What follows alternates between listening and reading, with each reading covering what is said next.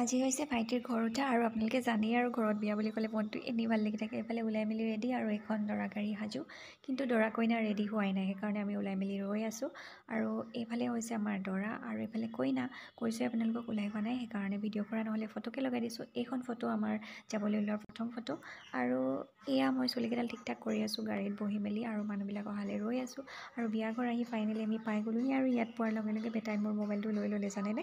সি video' কৰে বোলে, গতিকে মই তাক জোৰ নকৰিলোঁ আৰু ইমান দৌৰা কৰি আছে, তাক টানি থাকোঁতে মোৰ মানে গোটেই দিনটো পাৰ হৈ গ'ল। আৰু এই পোৱালিকেইটাৰ লগত আৰু এই ভণ্টিজনীৰ লগত চাগে তাৰ কিবা এটা মন মিলিলে, ইমান ভিডিঅ' কৰিছে সিহঁতক।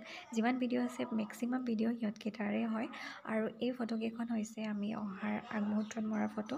অকণমান তাক আৰু ফুচুলাই মেলি তাৰ পৰা মোবাইলটো ল'লোঁ, তাৰপিছত মৰা ফটো হয় এইকেইখন।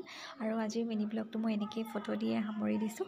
বিশেষ একো নাই, কৈছোঁৱে বেটাই ভিডিঅ' কৰিছিলে, গতিকে আপোনালোকক অতি সোনকালে অন্য এটা মিনি ব্লগত নহ'লে লং ভিডিঅ' ডেইলি ব্লগত আপোনালোকক অতি সোনকালে লগ পাই আছোঁ। আজিলৈ বাই বাই।